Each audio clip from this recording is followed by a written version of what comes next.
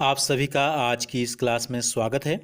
आज हम अध्याय 3 दो चर वाले रैखिक समीकरण के अंतर्गत प्रश्नावली 3.1 के प्रश्नों को हल करेंगे। इस वीडियो को देखने के बाद आपको ये वीडियो कैसी लगी कमेंट बॉक्स में ज़रूर बताइए।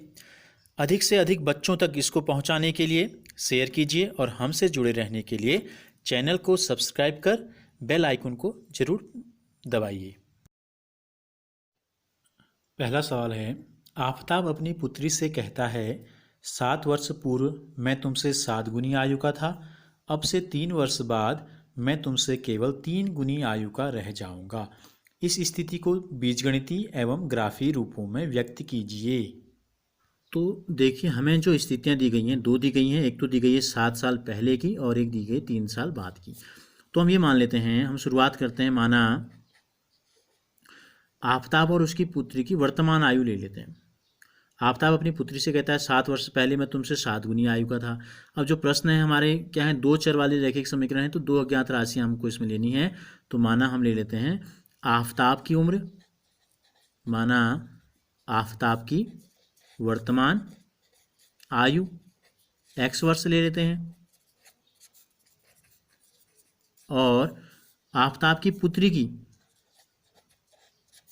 वर्तमान आयु ले लेते हैं y वर्ष। पहली शर्त जो हमको दी गई है वो 7 साल पहले की बात की गई है, तो फिर हम क्या निकालेंगे, 7 वर्ष पूर्व आफताब कितने साल का था, आफताब की आयु। अगर हम ये मान लें कि अभी जो आफताब है 30 साल का है माना, तो 7 साल पहले कितने का रहा होगा, 7 साल छोटा रहा होगा 30 से, तो यानी कि 30 ऋण 7 यानी कि कितना, 23 साल का रहा होगा। तो इसी प्रकार आफताब अभी कितने साल का है, अभी x साल का है, तो 7 साल पहले 7 साल कम कर देते हैं, यानी कि ऋण 7 वर्ष हम कर देंगे, क्योंकि एक चर है और एक अचर है, घटते नहीं है, केवल चिन्ह बीच में आ जाता है। इसी प्रकार 7 साल पहले उसकी जो पुत्री थी उसकी आयु कितनी होगी, अभी y साल है, तो 7 साल पहले 7 कम होगी, यानी कि 7 ऋण कर देते हैं। अब क्या संबंध था इन दोनों की उम्र में, 7 साल पहले क्या संबंध था, हम ये देखने की कोशिश करते हैं। तो प्रश्नानुसार 7 वर्ष पूर्व मैं तुमसे 7 गुनी आयु का था। आफताब कहता है अपनी बेटी से कि 7 साल पहले मैं कौन, कितने का था, वो x ऋण 7 का, किसके बराबर था, तुम्हारी उम्र के 7 गुने के बराबर, तो यानी कि 7 गुणा y ऋण 7 के बराबर। तो x ऋण 7 बराबर 7y, अंदर गुणा कर देते हैं दोनों को, ऋण 7 सत्ता 49। अब हम क्या करते हैं, x और y को एक साथ लाते हैं। देखो x, इसके आगे चिन्ह धन है, धन 7y इधर आए तो ये हो गया ऋण 7y, बराबर क्या बचा यहाँ, ऋण 49, और ऋण 7 यहाँ जाएगा तो ये हो जाएगा धन 7।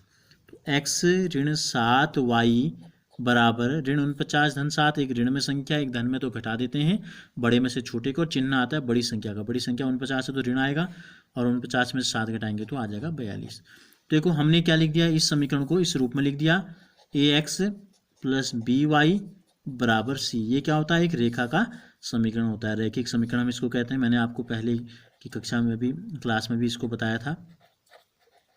तो ये है रैखिक समीकरण। तो हमारा जो एक समीकरण बना, इसको ले लेते हैं हम समीकरण नंबर 1, x ऋण 7y बराबर ऋण 42। अब ये कहता है कि 3 वर्ष बाद, अब 3 साल बाद की बात हो रही है, तो 3 वर्ष बाद आफताब की उम्र कितनी हो जाएगी, 3 वर्ष बाद आफताब की आयु कितनी हो जाएगी, 3 वर्ष बाद आफताब की उम्र हो जाएगी 3 साल बढ़ जाएगी। 30 साल का माने कहा माना है, तो 3 साल बाद 30 धन 3 33 का हो जाएगा। तो अभी x का है, तो 3 साल बाद x धन 3 वर्ष का हो जाएगा। 3 वर्ष बाद उसकी पुत्री जो है उसकी आयु कितनी हो जाएगी, वो भी 3 साल बड़ी हो जाएगी पहले से, अभी y है तो y धन 3 वर्ष की हो जाएगी।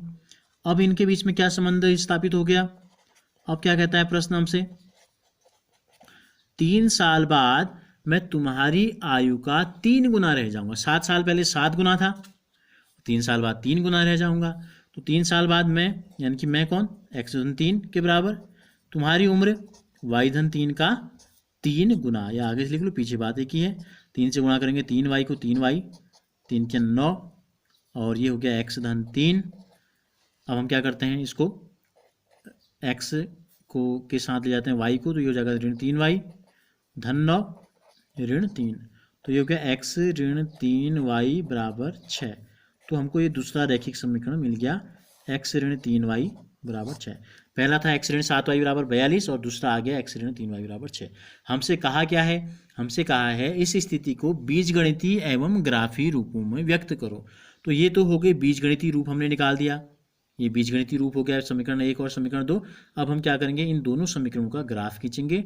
जैसा कि मैंने आपको शून्यकों के ज्यामितीय निरूपण के दिन मैंने बताया था कि रेखा के समीकरण को कैसे निरूपित करते हैं, तो वैसे ही हम इनको करने की कोशिश करेंगे। ये समीकरण हमारा है। अब क्या करेंगे, किसी भी रेखा को निरूपित करने के लिए, दिखाने के लिए हमको कम से कम 2 बिंदुओं की जरूरत होती है। तो हम क्या करते हैं, 2 बिंदु निकाल लेते हैं। माना इस समीकरण में यदि x बराबर 0 रख दें तो क्या हो जाएगा, ये 0 ऋण 7y बराबर ऋण 42, ऋण 7y बराबर ऋण 42, दोनों तरफ ऋण है तो 7y बराबर 42 हो जाएगा। तो y का मान आ गया 42/7 यानी कि 7×6 42। तो पहला जो बिंदु हमको प्राप्त हुआ, पहला बिंदु अगर हम a मान लें तो x बराबर 0 और y बराबर 6। तो ये रेखा एक बिंदु से गुजरेगी जिस बिंदु का मान निर्देशांक है 0,6। एक बिंदु और निकाल लेते हैं। अगर y बराबर 0 मान लें, अगर यदि हम y को ले लें 0, y को क्या ले लें 0, तो समीकरण हो जाएगा हमारा x ऋण 7y है, 7 गुणा y की जगह 0 रख दिया बराबर ऋण 42। तो x का मान आ गया ऋण 42। तो दूसरा बिंदु हमको मिल गया b, x, y हम लिखते हैं ऋण 42, 0। तो ये पहली वाली रेखा किन 2 बिंदुओं से गुजरेगी, एक गुजरेगी 0,6 से, एक गुजरेगी ऋण 42, 0 से। इसी प्रकार हम लेते हैं दूसरा समीकरण लेते हैं। दूसरा समीकरण हमारा आया था x ऋण 3y बराबर 6। अब इसमें अगर हम क्या करते हैं, यदि x बराबर हम रख दें 0 तो ये हो जाएगा 0 ऋण 3y बराबर 6 और ऋण 3y बराबर 6, y बराबर 6 भागा ऋण 3 यानी कि ऋण 2। तो तीसरा बिंदु जो आया यानी कि दूसरी रेखा का पहला बिंदु जो आया वो है आपका x बराबर 0, y बराबर ऋण 2। इसी प्रकार यदि हम दूसरे समीकरण में y का मान 0 रख दें, y का मान अगर हम 0 रख दें तो क्या हो जाएगा, y का मान 0 रख देते हैं। समीकरण है हमारा 3, ये x ऋण 3y, तो ये हो जाएगा x ऋण 3 गुणा 0 बराबर 6। x बराबर आ गया सीधे सीधे 3 गुणा 0 0 हो जाएगा 6। तो हमको चौथा जो बिंदु प्राप्त हुआ d 6,0। अब हम क्या करेंगे, पहली रेखा के 2 बिंदुओं को ग्राफ पे दर्शाएंगे और दूसरी रेखा के 2 बिंदुओं को भी हम ग्राफ पे दर्शाने की कोशिश करेंगे, फिर उनको मिलाएंगे, 2 रेखाएं हमारी बनेंगी। तो ये उसका हो जाएगा ग्राफीय निरूपण। तो पहली रेखा को जब हम दर्शाएंगे तो 2 बिंदु हमारे पास क्या हैं, एक है 1 बराबर 0,6 और दूसरा b है ऋण 42,0। तो हम यहाँ पर ग्राफीय निरूपण इसका करेंगे। तो देखो y का मान यहाँ 6 है और x का मान यहाँ 42 है और इतने खाने इसमें बनाने संभव नहीं है। तो हम सबसे पहले क्या करते हैं, उचित पैमाने का चुनाव करते हैं। स्केल जो हम लेते हैं, हम ये ले लेते हैं कि एक खाना जो इसका बनेगा, एक खाना उसको हम मान लेते हैं 6 इकाई ले लेते हैं, क्योंकि 6 में 6 का भाग तो जाता है, 42 भी 6 के पहाड़ी में आ रहा है तो ये ज़्यादा अच्छा रहेगा। तो 0,6, x 0 किस लाइन में होता है, y वाली लाइन में। ये देखो x डैश x अक्ष है और यह है y डैश आपका y अक्ष। तो x 0 होता है y वाली लाइन में, कहाँ पर है वो, ये बिंदु जहाँ पर x का मान 6 है। तो हम ऊपर को जाते हैं तो 6 होता है, इसको हमने एक खाने को हमने 6 इकाई मान लिया है, तो ये हो गया 6 हमारा। तो पहला बिंदु जो हमको प्राप्त हुआ वो a है ये। दूसरा बिंदु ऋण 42, कहाँ होगा, x का मान ऋण 42, हमने इसको 6 माना है, 6 7 12 6 3 18 6 4 24 6 5 30 6 6 36 6 7 42, ऋण 42 और y 0, इस रेखा में y 0 होता है। तो दूसरा बिंदु हमको जो b मिला वो ये है। अब हम क्या करेंगे, हम a और b को मिलाते हुए एक रेखा खींच देंगे, a और b को मिलाते हुए रेखा खींचेंगे। तो यही हमारा हो जाएगा पहली वाला जो समीकरण हमको प्राप्त हुआ है उसका समीकरण। तो ये हो गया आपका पहला समीकरण था हमारा x ऋण 7y बराबर ऋण 42। अब दूसरे को लेते हैं। दूसरा क्या है आपका, दूसरे बिंदु जो हमको दिए थे, दूसरी रेखा के 2 बिंदु हमारे पास थे, एक है 0, ऋण 2 और एक है 6,0। इन दो बिंदुओं को हमको दिखाना है। 0 कौन सी रेखा में होता है? वाई वाली रेखा में। कहाँ पर? जहाँ पर वाई का मान ऋण 2 है। अब हमने इसको कितना माना है? 6। एक खाने को हमने 6 मान लिया है, तो ये ऋण 6 होगा। नीचे को आएंगे तो ये ऋण 12 होगा। तो ऋण 2 कहाँ पर होगा? इसके 3 बराबर टुकड़े कर देते हैं, 2 2 4 2 6, तो ये होगा ऋण 2। बिंदु संख्या सी हमको पता चल गई। डी क्या है? एक्स में 6, वाई में 0। एक्स वाली रेखा में एक्स में 6 ये बिंदु है, तो ये हो गया डी और ये हो गया सी। फिर हम इन दोनों को मिलाते हुए एक लाइन ड्रॉ कर देंगे।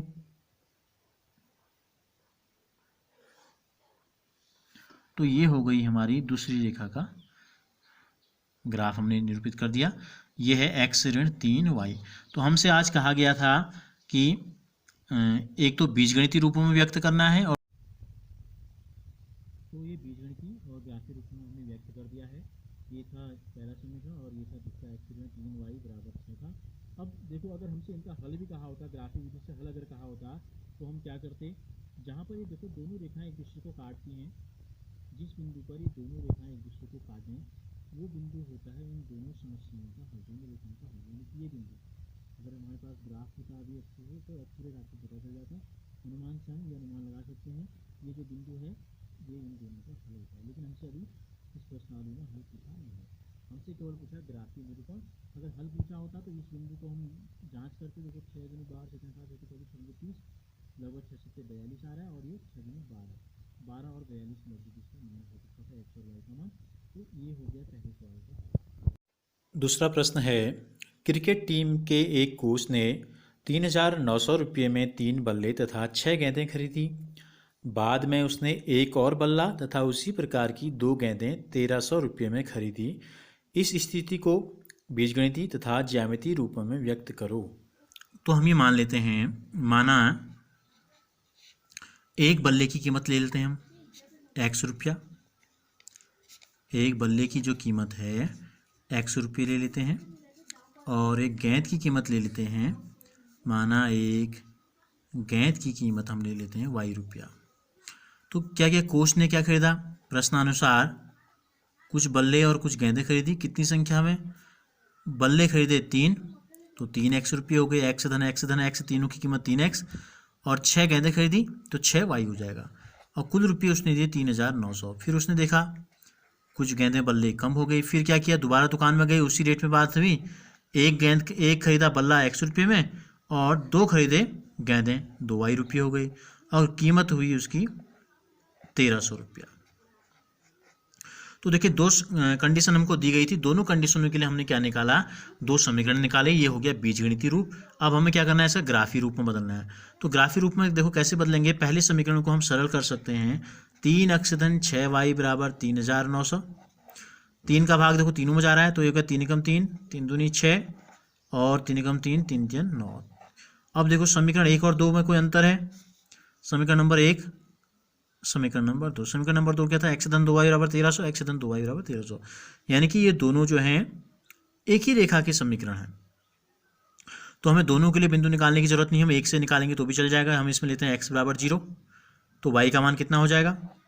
2y बराबर हो जाएगा 1,300, तो y का मान आ जाएगा, बट्टे 2 करेंगे तो 650। y का मान 0 रख दें। अगर हम इस समीकरण में y का मान 0 रख दें, तो ये हो जाएगा x धन 0 बराबर 1,300। यानी कि दूसरा बिंदु जो आ गया x बराबर 1,300। यानी कि पहला बिंदु जब x का मान 0 था तो y का मान आया 650, और दूसरा बिंदु जब x का मान 1,300 है, y का मान आ गया, x का मान 1,300, y का मान हमने रखा है 0। तो ये दो बिंदुओं से ये दोनों रेखाएं इन दो बिंदुओं से गुजरेंगी। हम क्या करेंगे? ग्राफ बनाएंगे। ग्राफ, तो पहला बिंदु जो हमारा है 0,650, यानी कि x बराबर 0, y में 650 जाना है, और दूसरे बिंदु में हमें क्या करना है? x में 1,300 जाना है, y में 0 जाना है। तो हम पैमाना ले लेते हैं। पैमाना हम क्या मानते हैं? पैमाना हम लेते हैं एक खाना जो है ग्राफ का बराबर 650 इकाई ले लो, जो भी है। ठीक हो गया? अब एक खाना ये हो गया 650, ये हो गया इसका दुगना यानी कि 1,300। ऐसे यहाँ जहाँ हमको जरूरत है हम ले लेंगे। चलो a बराबर 0, एक्स जीरो किस लाइन में होता है, वाई वाली इस लाइन में, यानी कि ये बिंदु क्या है, वाई एक्स में है। कहाँ पर, जहाँ पर वाई का मान 650 है, वाई का मान 650 यहाँ पर है, तो एक बिंदु हमको पता चल गया। दूसरा बिंदु वाई जीरो होता है एक्स वाली लाइन में, तो इस लाइन में कहाँ पर होगा, जहाँ पर एक्स का मान 1300 है, यानी कि ये बिंदु। तो इन दोनों बिंदुओं को मिलाते हुए हम क्या करेंगे, लाइन ड्रॉ करेंगे एक। तो ये जो लाइन है, चूंकि दोनों रेखाओं के समीकरण सेम है, बस रूप इसके अलग अलग हैं। 3x धन 6y बराबर 3900 का भी यही समीकरण है, और x धन 2y बराबर 1300 का भी यही समीकरण है। तो ये हो गया इसका ग्राफी निरूपण।